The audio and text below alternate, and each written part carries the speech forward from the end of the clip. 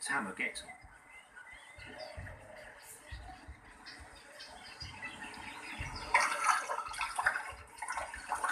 In spite of their rather cumbersome beaks, spoonbills are very good at eating small and medium-sized fish.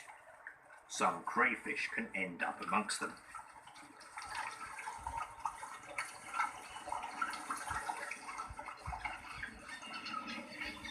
The squawko heron is solitary by nature.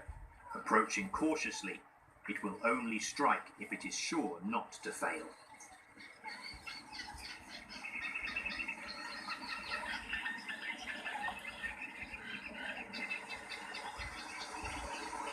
Pygmy cormorants fish in the shallow waters among the vegetation.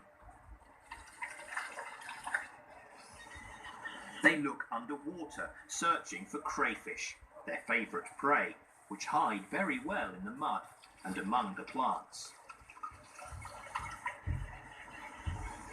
Night herons go fishing at night and spend the daylight hours almost motionless on the branches of the tree or in the water.